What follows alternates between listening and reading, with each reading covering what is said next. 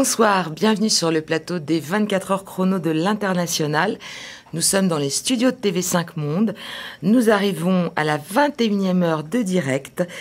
Nous arrivons donc dans la capitale du royaume de Bohême, du Saint-Empire romain germanique et de la Tchécoslovaquie. En plein cœur de l'Europe centrale, elle fut par le passé la ville aux 1000 tours et aux 1000 clochers et l'est restée. Nous voici à Prague. Monsieur l'ambassadeur, je crois que vous nous entendez. Absolument, je vous salue. Bonjour monsieur l'ambassadeur. Pouvez-vous nous dire quelques éléments concernant la présence française à Prague? Combien sont-ils? Quel est leur profil? Quelle évolution notable est à constater? Bien sûr, écoutez, merci d'abord d'avoir fait de Prague une des étapes de votre 24 heures chrono cette année. Vous parliez de la Bohême, effectivement, c'est un nom, je crois, que les Français connaissent bien. Les Français, effectivement, sont présents en République tchèque. C'est un pays qui a avec la France des relations très anciennes. Alors, il y a environ 4000 Français qui se sont inscrits donc auprès de l'ambassade, donc ils vivent en République tchèque. Donc à peu près 5000 selon nos estimations sur la République tchèque. Beaucoup sont à Prague. Alors c'est une communauté qui augmente. Une communauté jeune, puisque 70% des inscrits ont moins de 40 ans, une communauté très active. Alors active aussi parce qu'il y a de nombreuses entreprises françaises qui sont installées en République tchèque, il y en a plus de 500, qui dans tous les domaines d'ailleurs, à la fois des grandes entreprises, dans le domaine de l'industrie, des services publics, des infrastructures, des banques ou de la pharmacie, mais également de petites entreprises effectivement qui sont venues s'installer pour bénéficier aussi des opportunités qui se trouvent dans ce pays, un pays qui est depuis une douzaine d'années un partenaire de la France dans l'Union européenne et qui actuellement connaît une forte croissance, un fort développement, et donc ce développement attire les Français, puisqu'il attire aussi, je crois, c'est la qualité de la vie, c'est la qualité de l'éducation, du système médical aussi en République tchèque. Et d'ailleurs, quand parlant d'éducation et de sciences, eh bien, je veux dire que la République tchèque est un partenaire important de la France, effectivement, en la matière, notamment en matière éducative. Et ce qui est intéressant, c'est que si la France est la deuxième destination des jeunes tchèques qui vont étudier à l'étranger, eh bien écoutez, il y a 800 jeunes Français qui viennent aussi étudier chaque année en République tchèque et bénéficient de cursus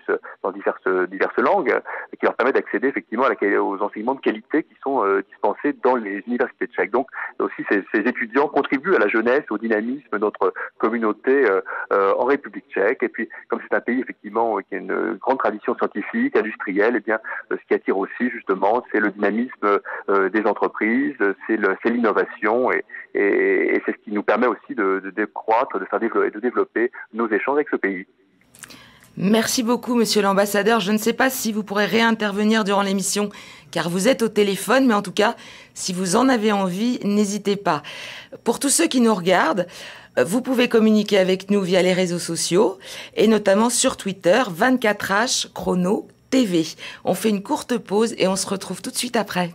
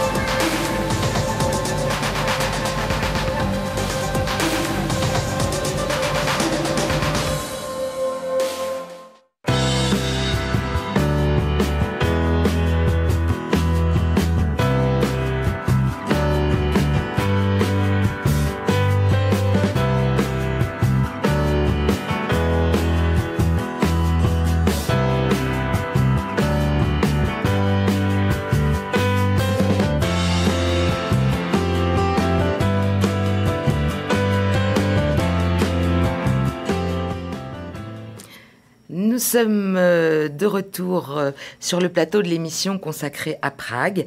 Pour parler de cette ville, j'ai à ma côté 4 invités. Merci d'être avec nous. Adrien Bricou, vous vivez à Prague depuis 5 ans et vous êtes associé et vous tenez donc la Cave d'Adrien qui est un bar à vin qui se situe à Prague. Jérôme Dumès, vous êtes consultant interculturel chez Berlitz et professeur d'université, spécialiste du management interculturel. Vous vivez à Prague depuis 6 ans avec femme et enfants. Oui.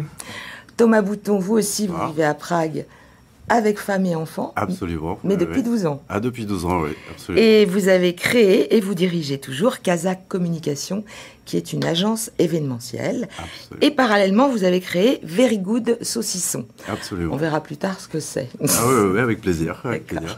Arnaud Bricou, vous êtes président d'Impulse Corporate Finance, qui est une société basée en France, et de Care SRO, qui est donc une société immobilière de gestion d'appartements pour le compte de tiers. À Prague. À Prague, absolument. Et tout de suite, on va parler de cette belle ville, parce que je crois que c'est unanime. C'est une ville magnifique, notamment au point de vue de sa beauté architecturale. Que pouvez-vous nous dire justement de cette ville ? Oui, c'est une ville magnifique. C'est une ville qui est toute colorée. Il y a beaucoup d'espaces piétons, il y a beaucoup de places, beaucoup d'espaces verts. C'est une ville dans laquelle on marche beaucoup. Il y a effectivement des transports en commun, etc. Mais c'est une ville très agréable, beaucoup de bâtiments, beaucoup de statues sur les bâtiments, beaucoup de décorations aussi. Et de nombreux styles, visiblement mélangés. Tous les styles, on peut trouver du très vieux baroque roman, même des rotondes qui ont 1000 ans. Et puis, jusqu'au cubisme. Il y a beaucoup de cubisme dispersé un peu partout dans la ville. Absolument, une grande variété. Une magnifique ville. On va essayer de voir un petit peu quel est son rythme, comment elle fonctionne. Est-ce qu'elle se réveille tôt? Est-ce qu'elle se couche tard? Et on va écouter à ce titre Diana Bangoura, qui est directrice de l'Alliance française de Pardubice. Alors les Tchèques sont des lève-tôt, ils se lèvent très très tôt, ils vont travailler vers 7h, 7h30, ça leur permet de finir aussi leur journée vers 15h, 16h et d'avoir plusieurs activités, de jardiner, de passer du temps avec leurs amis, leurs enfants, dans les bars, autour d'une bonne bière et on peut très bien vous inviter à dîner à 18h30. Donc c'est vrai que pour nous les Français, on termine plutôt vers 19h, donc c'est vrai que ça fait un peu tôt, mais du coup les soirées peuvent être plutôt longues. Alors Adrien, vous qui vivez à Prague, qu'est-ce que vous pensez de la vidéo de Diana Bangoura? Je pense qu'elle a raison. Après, tout dépend de la tranche d'âge et du mode de vie des personnes en général. Mais je pense vous qui êtes jeune, justement. Moi, mon mode de vie n'est pas de dîner à 18h30. Mais, et vos clients, ils arrivent Je travaille beaucoup plus tard. Je travaille souvent jusqu'à 10h, 11h le soir. Mais je pense qu'en général, oui, les Tchèques ont plus un mode de vie anglo-saxon, en dînant tôt, se levant tôt, contrairement à certains Français qui sont plus à rester plus tard au bureau, à travailler de... C'est un peu un rythme germanique, Jérôme Dumès. Oui, en fait, on est au centre de l'Europe, il y a des influences qui viennent un peu de partout, et globalement, tout est très tôt en République tchèque. En fait, on se lève très tôt, on va travailler très tôt, on mange tôt. On déjeune très tôt, les cantines dans les entreprises ouvrent à 10h30, 11h le matin. Oui, tout est très tôt. À midi, on est dans la deuxième partie du déjeuner. On vient un peu avec le soleil.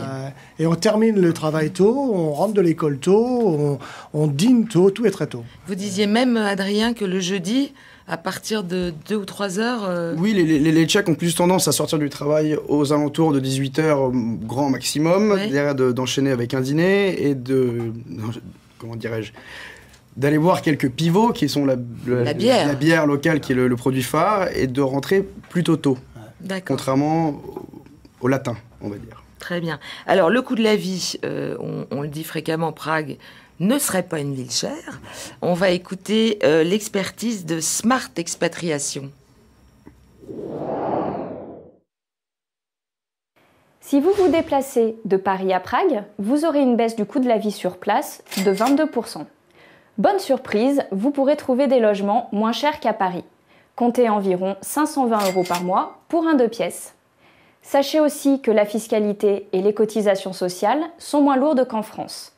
Au final, si vous êtes célibataire et que vous gagnez 50 000 € bruts à Paris, il vous faudra 34 600 € bruts à Prague pour maintenir le même niveau de vie.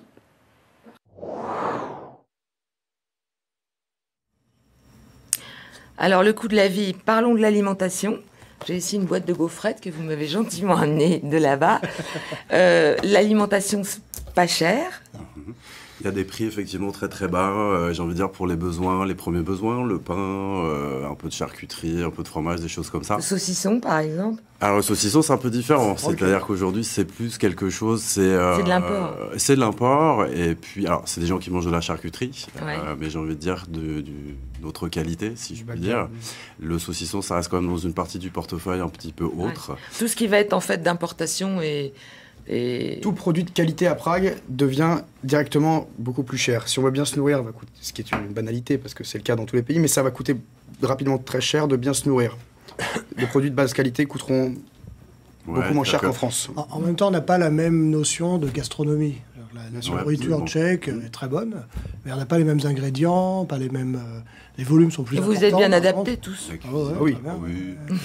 Oui, non, c'est vrai qu'il est possible de manger pour vraiment pas cher du tout. Les restaurants, par exemple, un restaurant. Ah oui, il est possible. Il y a une tradition, de toute façon, en République tchèque, c'est que tous les midis, 90% des restaurants tchèques, même à Prague, la capitale, vous proposent un menu qui sera au maximum à 5 €. Ah oui. Donc voilà, et c'est une obligation, quelle que soit la qualité du restaurant. Ou ça, c'est des résurgences du communisme ou... Peut-être, je ne sais pas précisément. Mais on mange vite. Donc c'est Ah, pas oui, aussi c'est le repas parisien qui va durer très longtemps.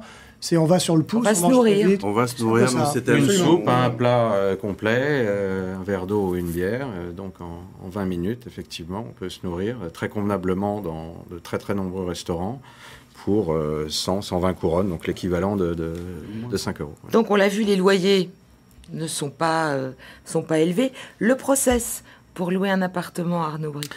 Il est assez simple, soit en direct auprès d'un propriétaire, soit par le biais d'une agence immobilière qui percevra quelques honoraires comme en France. En revanche, la différence, c'est sur la maturité des baux. Le 369 n'est pas légion à Prague. La durée de chaque bail peut être fixée librement entre le propriétaire et le locataire. C'est particulièrement intéressant pour les étudiants. Monsieur l'ambassadeur parlait des étudiants qui viennent à Prague. C'est très facile. Pour du moyen terme. Très facile de trouver une colocation pendant quelques mois. À 2, 3, 4 étudiants, même parfois jusqu'à 8, et extrêmement développé. Il y a des agences immobilières dédiées à cela. Et chaque étudiant peut, pour l'équivalent de 100 à 150 €, avoir un logement décent qu'il partagera avec ses colocataires au centre-ville. D'accord. Immobilier, investissement, il est toujours très intéressant d'investir en République tchèque. En tout cas, l'écart vis-à-vis de la capitale française est très très significatif. Il l'est depuis longtemps, il le reste dans un rapport de 1 à 3 en termes de prix au mètre carré. Donc quasiment 3 fois moins cher, quoi. Oui. D'accord. Et tout cela va dépendre, bien sûr, j'imagine, des quartiers. Alors, comment est structuré Prague, Jérôme? C'est un système d'arrondissement. Thomas, pas de souci. C'est un système d'arrondissement qui est un petit peu celui en escargot. Tout à fait. Oui, tout à fait. Qui rejoint un petit peu ce reste qu'on a à Paris. Et c'est vrai que par contre, les quartiers sont vraiment délimités. C'est-à-dire que quand vous êtes à Praguin, vous avez, j'ai envie de dire, une forte... très chic, Praguin. Ah oui, c'est très touriste. C'est très touristique. Le problème. C'est aussi là. C'est équivalent des Champs-Élysées, quoi. Tout à fait. Oui, on peut dire ça. D'accord. Oui. Praguin, c'est pour l'essentiel la vieille ville. Ouais. Donc,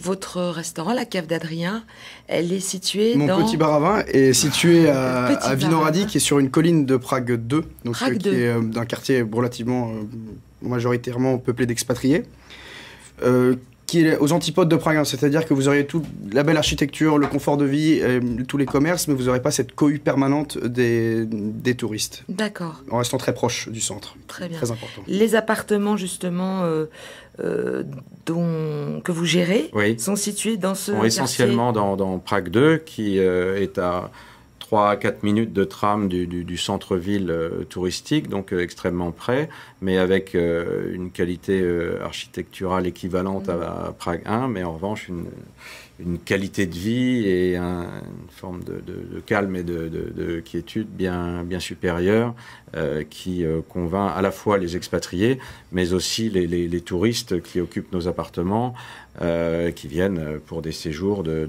plus ou moins courte durée. Courte ou moyenne durée, oui. Les expatriés sont beaucoup dans Prague 6, vous m'avez dit, Jérôme, à cause du lycée. Prague 5. Prague 5, le lycée. Prague 5, le lycée. Prague 5, beaucoup, ouais. D'accord. C'est comment s'appelle ce quartier? C'est La nouvelle ville. D'accord, très bien. Et Prague 6, très chic. Quartier des ambassades, quartier résidentiel et quartier chic, que Thomas, où est ton entreprise, et qui est un équivalent de Vinoradi, mais plus grand et plus axé sur les ambassades et vraiment de gros bâtiments avec des dimensions. Des belles maisons, des grandes maisons, des Très bien. Absolument magnifiques. Très bien. Alors bon, on va quand même préciser qu'effectivement, le coût de la vie est en rapport avec les salaires, hein, puisque visiblement, le salaire brut mensuel moyen serait de 25 219 couronnes, un peu plus de 900 €. Hein. C'est ça. Petite différence quand même entre Prague et le reste du pays. Tout à fait. D'accord. Ce sont deux pays différents. Très bien. On va tout de suite demander à Sophie Pandariès s'il est facile de trouver du travail à Prague. Il faut savoir que Prague est une ville dans laquelle le taux de chômage est extrêmement bas. Il y a énormément d'offres d'emploi. Une grande majorité sont pour des sociétés locales et pour lesquelles il faut maîtriser la langue tchèque. Mais il y a aussi beaucoup de centres de services et de call centers dans lesquels les langues étrangères sont recherchées. Et puis un certain nombre de sociétés internationales qui ont leur siège régional souvent ici, donc un siège qui rayonne sur plusieurs pays de l'Europe centrale et qui recherchent des profils internationaux, ce qui est mon cas. Donc j'ai trouvé du travail très très rapidement, en moins de 3 mois, dans une société d'origine tchèque, mais très internationale et dont le siège commercial est ici à Prague. Et toutes les personnes que je connais qui ont cherché ont très vite trouvé du travail. Pour mon cas, j'ai ensuite démissionné et je me lance en auto-entrepreneur et j'espère que j'aurai du succès dans cette nouvelle aventure. Alors, Prague, la République tchèque, c'est le plein emploi, hein, un plein emploi qui ferait rêver la France. Je crois que le taux, c'est 5,9%. Le plus bas taux de chômage depuis la fin du communisme. À Prague, c'est 2,5%. Voilà, c'est ça. Dans la ville même, c'est 2,5%. On est en dessous du taux incompressible de chômage, en tout cas ce qu'on nous apprend à l'université. Donc il y a du travail pour tout le monde dès lors que l'on souhaite travailler à Prague. Tout à fait. Dans certaines villes plus reculées, c'est... Elle parlait de call center. Oui. Vous avez une réaction Oui, j'en ai une, puisque j'ai pas mal d'amis qui ont travaillé là-dedans. C'est-à-dire qu'ils recrutent énormément de francophones ou d'anglophones en fonction, par exemple, de compagnies aériennes qui utilisent des places comme Prague ou autres villes en Europe centrale pour avoir une main-d'œuvre beaucoup moins chère, mais tout en étant aussi qualifiée. Parce que les expatriés sont pas forcément moins qualifiés, mais ont besoin de travail et ça offre facilement un boulot rémunéré. Un expatrié. D'accord. Je pense que pour eux, c'est aussi d'être sur le même fuseau horaire que des villes comme Paris ou Londres. Bien sûr. Et puis je pense que c'est aussi d'avoir le consumer service. C'est-à-dire que c'est des gens qui vont avoir justement cette approche de savoir répondre, de parler plusieurs langues aussi. Et c'est pour ça que ça en fait. Mais par contre, c'est pas très bien rémunéré. Hein. C'est ce que vous disiez, Jérôme. Hein. Oui, c'est un job normal, quoi. Enfin, voilà, c'est facile de trouver un job. Avec une très grande flexibilité du travail aussi, qui aide beaucoup les employeurs locaux. Oui, c'est flexible. Oui. On a un système. C'est un peu à l'américaine. En tout cas, c'est facile. J'ai quand même l'impression que, par exemple, en tant qu'entrepreneur, j'ai besoin de faire appel à, justement, dans l'événementiel, à du savoir-faire, mais de manière événementielle. Et je trouve qu'il y a un cadre qui facilite justement le fait de pouvoir embaucher quelqu'un pour une semaine. Beaucoup d'auto-entrepreneurs, donc au même titre que ce qu'elle a fait. Oui, parce que c'est, en tout cas, moi, je trouve que c'est assez facile d'avoir ce statut. Et ça permet après, quelque part, de pouvoir facturer des entreprises pour tel service, tel service. Bon, dans l'interprétariat, la traduction, il y a beaucoup de gens gens qui justement vont avoir ce statut parce qu'ils vont pouvoir traduire, par exemple pour Adrien, lui traduire ses pages Et vous web. justement, Adrien, pour embaucher dans votre bar à vin, vous n'avez pas de souci pour trouver du monde? C'est plus facile. ou moins. C'est-à-dire que ça. Aujourd'hui, j'ai trouvé quelqu'un, j'en suis ravi, mais en général, c'est difficile de trouver quelqu'un sur la durée. C'est d'avoir une stabilité parce que ce statut d'auto-entrepreneur est très intéressant pour l'employé, mais également pour l'employeur. Et mais puis derrière, comme dans tout pays où il y a le plein emploi, il y a du turnover. Exactement. Il peut trouver un travail du jour au lendemain plus intéressant, mieux payé, et on peut être tributaire de ça. Donc ça n'a pas que des avantages. L'une des clés du succès, lorsqu'on est français en l'occurrence, c'est d'employer des Tchèques pour avoir une meilleure intégration lorsque l'on arrive en tant qu'expatrié. Il faut faire travailler du personnel local. Eu égard à la difficulté de la langue, ça facilite aussi notre travail que de travailler avec des Tchèques, et c'est une nécessité. Une satisfaction sur l'éthique aussi, le fait que nous sommes Très bien. étrangers, que l'on fait travailler de la main-d'œuvre locale. Bien sûr. On va écouter une anecdote relatée par Hugo Ben-Simon, qui est l'assistant presse et communication de l'ambassade de France. Il va nous parler d'une mésaventure qu'il a vécue liée à l'obtention de son attestation de séjour temporaire. Bonjour Paris, je m'appelle Hugo, ça fait 2 ans que j'habite en République tchèque, à Prague. Je vous parle devant le mur John Lennon, qui se trouve en face de l'ambassade de France. Je voulais vous parler d'une petite mésaventure qui m'est arrivée lorsque j'ai voulu obtenir mon attestation de séjour temporaire. C'est un papier dont on a besoin par exemple pour ouvrir un compte en banque ou acheter un bien immobilier. Donc lorsque j'ai voulu obtenir ce papier, je me suis rendu à la police des étrangers. Et ça a été assez kafkaïen pour le coup, puisque j'ai dû m'y rendre au final 5-6 fois, attendre 5-6 heures dans une salle d'attente, malgré avoir pris rendez-vous à chaque fois. Et à chaque interlocuteur, on me demandait des papiers différents, ou les papiers qu'on m'avait demandés ne correspondaient pas. C'était assez compliqué. Bon, au final, je les ai eus, mais c'est vrai que c'est le seul petit bémol que j'ai eu pour m'installer à Prague. Est-ce qu'on peut dire, Jérôme, vous qui êtes dans l'interculturel, que sa mésaventure, elle est liée à un état d'esprit qui régnerait dans l'administration? Non, pas forcément. Vivre à l'étranger, ça demande toujours d'être confronté aux autorités locales et évidemment, il vaut mieux être accompagné avec quelqu'un qui parle la langue ou bien avoir l'habitude de vivre à l'étranger.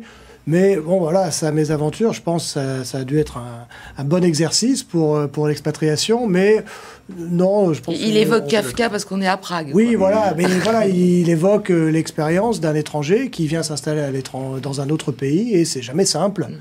Faut s'adapter, bon, voilà. Mais il a eu le papier, finalement. Donc, vos rapports avec l'administration, vous ne les qualifieriez pas de kafkaïennes? Moi, non. Je crois qu'il y a des règles à suivre. Par contre, je pense qu'il faut être accompagné. C'est-à-dire que, voilà, moi, j'ai toujours fait ces démarches accompagnées d'une assistante ou d'un assistant.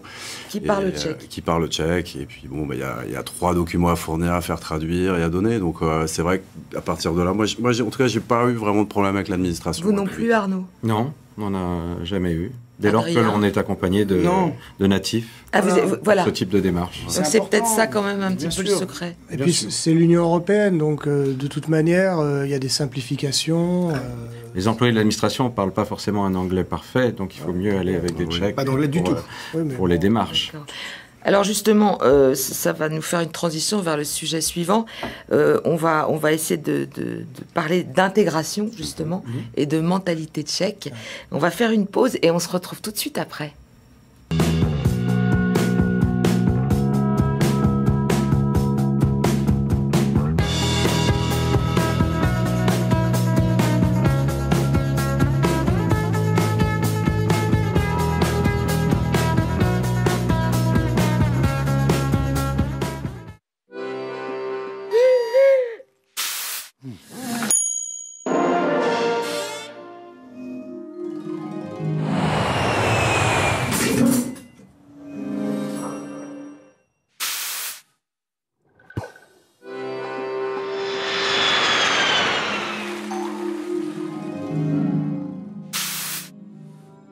La CFE, votre sécurité sociale jusqu'au bout du monde.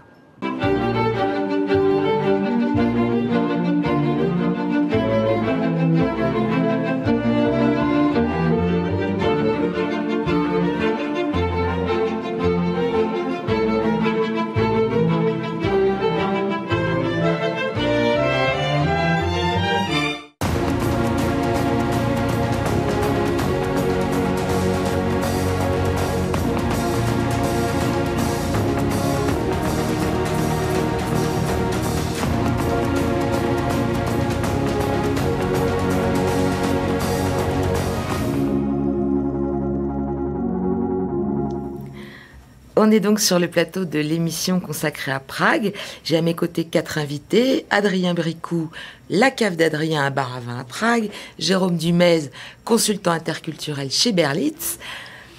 Thomas Bouton, créateur d'une agence de com Kazakh, communication. Et Very Good Saucisson. Et Arnaud Bricou, Care SRO, gestion d'appartements en location pour la faire courte. Voilà. Donc, on va tout de suite aborder le sujet sur l'intégration en République tchèque. Comment ça se passe donc avec les Tchèques? Comment bien s'intégrer? Et on va écouter Dorothée Lédier, qui est française, qui est installée à Prague et qui va témoigner. Même si je suis très bien intégrée aujourd'hui dans ma ville qui est Prague, j'ai un regret, c'est celui d'être très peu en contact avec les Tchèques. En effet, c'est très compliqué de communiquer avec les locaux, et ce pour plusieurs raisons. La première, c'est que la langue tchèque est très très difficile à apprendre.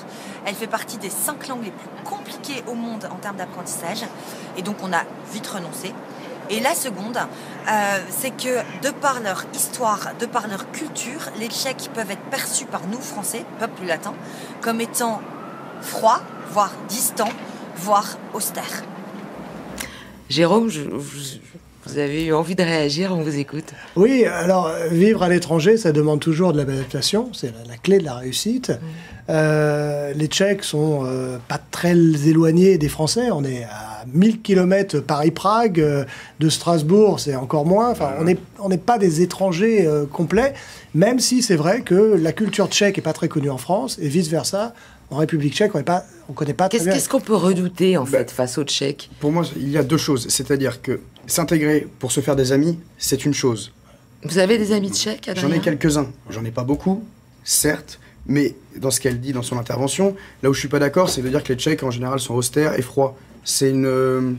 Je pense que c'est des gens qui sont peut-être un petit peu réservés, qui ne sont pas latins, ou qui ne sont pas aussi expressifs que nous on peut l'être. Ils ne sont pas aussi expressifs, mais ils sont quand même assez ouverts sur certaines choses. Et c'est pour moi des généralités qu'il ne faut pas faire. On va demander à notre expert présent sur le plateau. Culturellement, il faut replacer un peu les choses. Vous avez introduit avec la bohème, etc. La République tchèque, il y a des multi-influences. C'est un pays qui est slave. La langue tchèque parlée, c'est très difficile. C'est une langue slave. Alors, si on parle des langues slaves, forcément, c'est beaucoup plus facile d'apprendre le tchèque. Mais il y a des influences aussi germaniques, autrichiennes. Et toutes ces choses-là, ça va faciliter comprendre comment les gens pensent.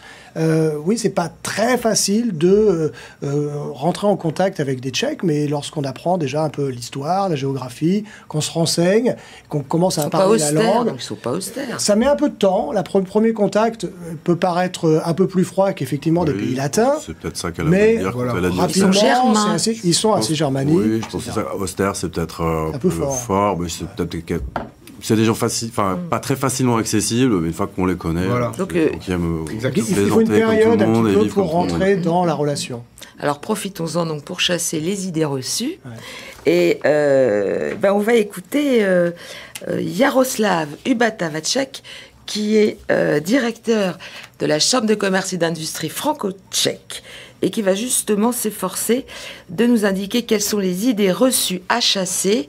Alors là, au niveau du marché tchèque. On l'écoute tout de suite. Premièrement, je pense que c'est valable pour tous les pays de l'Europe centrale, les idées reçues. Donc souvent, quand on va en France, en fait, un Français souvent nous voit beaucoup plus loin où on l'est en réalité. En fait, il faut juste rappeler les distances. Paris-Prague, c'est 1000 km. Strasbourg, frontière tchèque, c'est 500 km. Donc on est un pays voisin quasiment. Et donc il est il est extrêmement facile de se rendre à Prague, de venir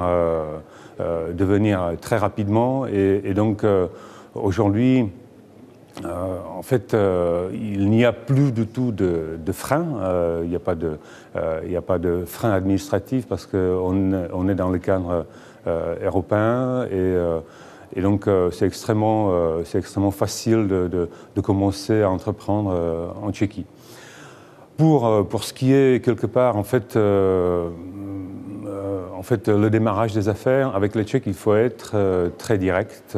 Il faut il ne faut pas tourner autour du pot parce qu'on est quand même très marqué par la mentalité allemande, très pragmatique, donc on veut aller droit au but. Alors, il a dit, il ne faut pas tourner autour du pot. Vous êtes d'accord? Tout à fait. Totalement. Ah ouais. À 100%. Très direct. On est dans une culture où on va être orienté vers la tâche. Et une fois qu'on s'est mis d'accord, on va passer à autre chose. On va aller boire un verre, etc. Mais on n'a pas énormément de discussion, d'introduction. On va droit au but. Et puis, et ensuite, on fait connaissance, entre guillemets, quoi. C'est ce que vous ressentez aussi? Tout à fait, à 100%, vraiment. C'est Quand les Tchèques ont le sentiment que vous êtes là pour longtemps, ils vous considèrent beaucoup mieux que si vous êtes de passage pour quelques mois. Comme c'est le cas pour la cave d'Adrien, lorsqu'on a un point de vente et qu'on est là depuis près de 4 ans, on rassure. On rassure et on montre qu'on n'est pas là. Ça a mis du temps, donc, quand même, pour installer les choses? Oui, ça continue à mettre du temps. Parce que pour vraiment créer un cercle d'amis, même de relations professionnelles, ça prend du temps. Ils ont besoin d'être...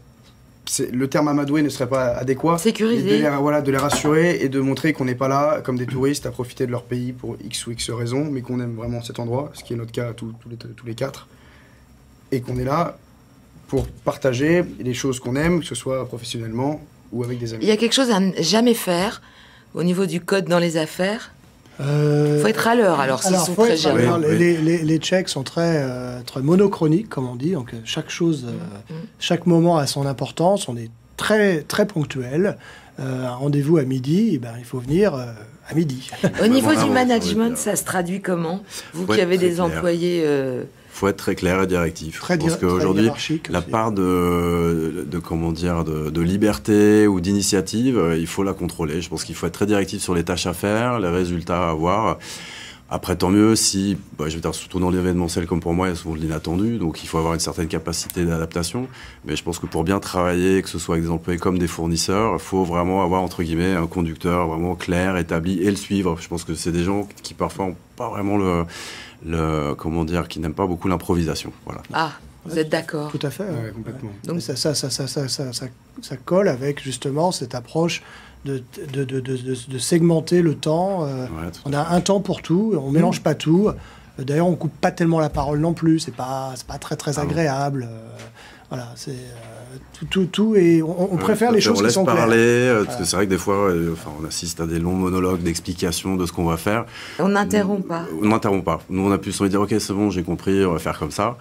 Ça peut être mal. Et donc la hiérarchie quand même assez pesante. Très hiérarchisée. Ils aiment beaucoup leurs titres. Culturellement, on n'est pas très très loin de la France pour ça. Ah oui, ils ont tous sur les cartes de visite. Docteur. Exactement, c'est ça. Et si vous êtes juriste, vous n'avez pas besoin de le spécifier en France, avocat ou quoi que ce soit. Chaque profession a sa petite abréviation. Et ils le mettent tous en avant. Oui, puis c'est mis en avant. Tous. Comme en Allemagne et en Autriche. Mais oui, en Allemagne aussi. Air Doctor. Ingénieur.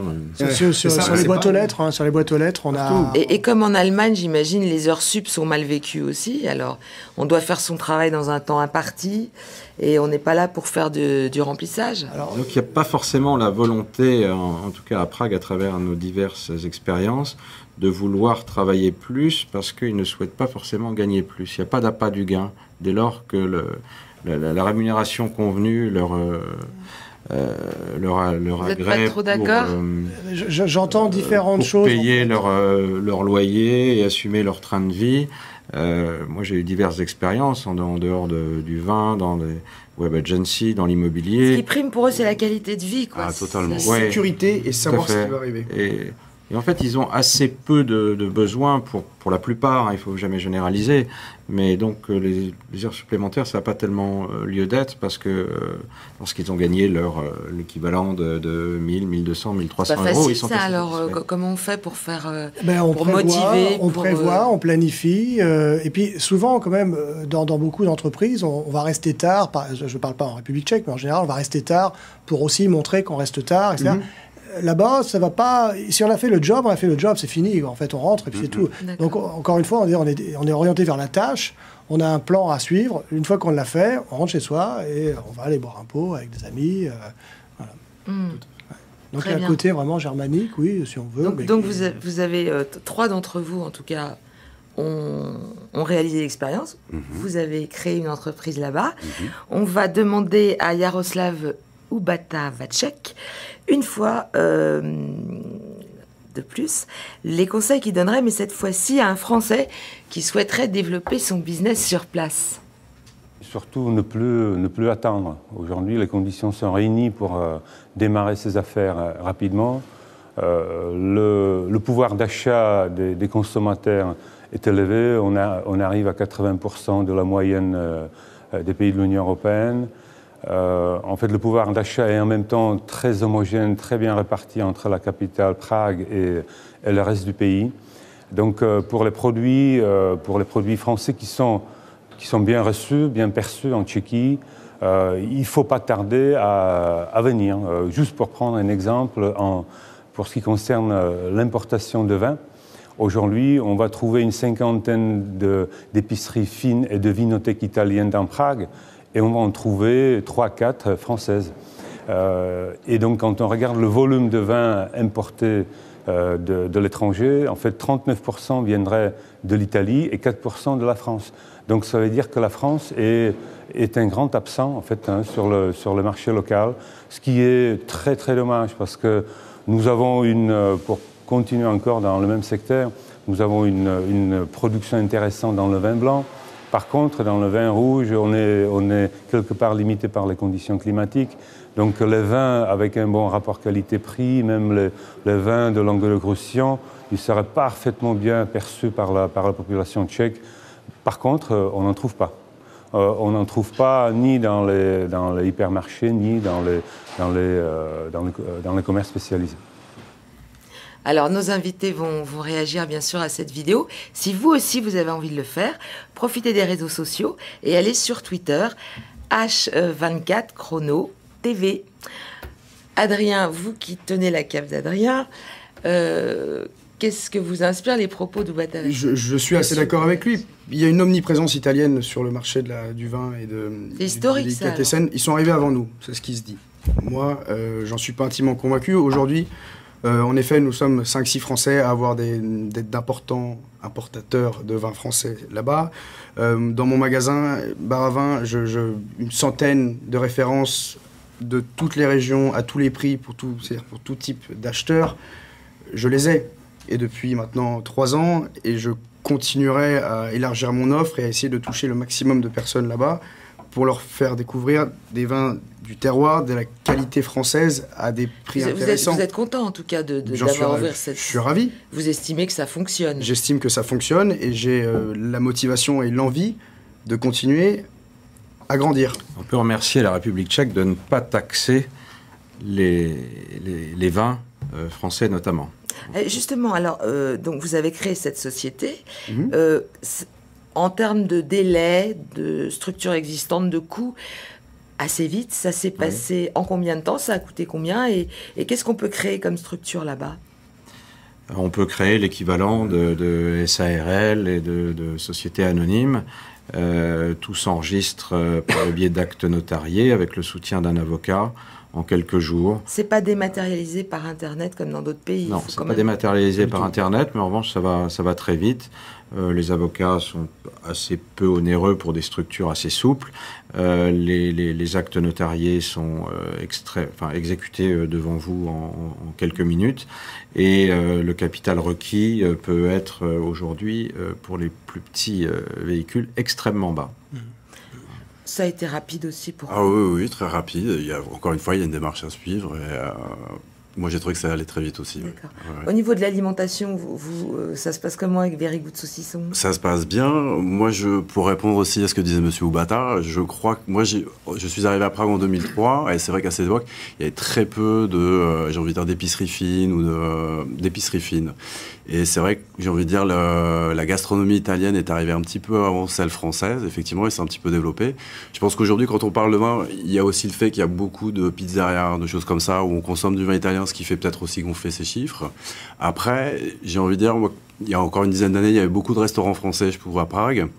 mais qui ont peut-être eu une politique de prix pas trop appropriée, et qui ont peut-être pas du tout, peut-être fait du bien, entre guillemets, au développement de la gastronomie française, j'ai envie de dire. Juste une question par rapport à votre clientèle, vous avez plus de Français ou de Tchèques? Moi, je dirais 50-50. D'accord. J'aimerais bien dire 70-30 en ayant plus de Tchèques, mais pour moi, c'est équivalent. Et donc, si un Français avait envie d'ouvrir un bar à vin à Prague, vous lui diriez que c'est une bonne idée? Absolument pas. Parce que vous voulez pas de concurrents. Bien sûr que non, mais non, c'est dans le même quartier en tout cas. Oui, ça demande énormément de travail, énormément de motivation et de passion, mais pour être tout à fait honnête, c'est que je pense que ce segment-là est bien pris. C'est-à-dire aujourd'hui. Il a l'air. Il est bien pris. Vous entendez le nombre de vinothèques qui s'en appelle une cave à vin, une vinothèque, c'est un mot employé là-bas, qui n'est pas très courant en France. Il y en a énormément. À chaque coin de rue, il y en a une. Que ce soit tchèque, moldave, macédonienne, française, italienne, il y en a partout. Il y en a 700. Il y en a 700 dans une petite ville qui est toute petite. Parlons, je m'excuse, mais on va devoir clore, mais j'aimerais que vous disiez 2 mots sur votre activité, Arnaud, puisque je crois que vous avez des appartements en location de courte et moyenne durée. Courte et moyenne durée, où on utilise des supports tels que Airbnb, Wimdu, TripAdvisor. Il y a aujourd'hui 13 millions de touristes par an à Prague, donc ce qui représente un peu plus de 10 fois la population locale. Donc c'est la 3e ou 4e ville européenne la plus visitée. Il y a une offre hôtelière haut de gamme encore assez réduite, une offre hôtelière très bas de gamme et peu chère, très développée. Mais en revanche, dans le segment moyen-haut, il y a une offre très faible. Donc à travers des appartements très bien décorés et très bien équipés, on attire de nombreux touristes qui viennent pour des séjours allant de 2 à 7 jours, plus des expatriés qui viennent aussi pour des missions courtes, type audit ou autres, qui viennent passer quelques semaines ou quelques mois et qui préfèrent habiter dans un appartement en location court-moyen terme que dans une chambre d'hôtel. Si on veut louer un appartement, on va sur quel site? Airbnb ou Wimdu, ou après, à travers notre société Keresero, on a un site qui est en cours de construction, absolument. Bon, très bien. Very Good Saucisson, donc on le trouve à Prague. Oui, on est distribué sur un réseau, j'ai envie de dire, d'épicerie fine. On travaille avec Adrien, justement, qui a quelques saucissons aussi avec le vin. On peut trouver du Very Good Saucisson chez... Absolument, on peut trouver du Very Good Saucisson chez Adrien. Et encore meilleur chez Adrien. Très bien. Et après, on vend aussi sur quelques marchés. Voilà. Messieurs, merci. Je vais montrer cet ouvrage dont l'auteur est Jérôme Dumetz, pour ceux qui s'intéressent aux relations interculturelles. Merci infiniment, bon retour à Prague. Merci. On se quitte, on part aux États-Unis, à Los Angeles, avec mon confrère François Enius. Au revoir.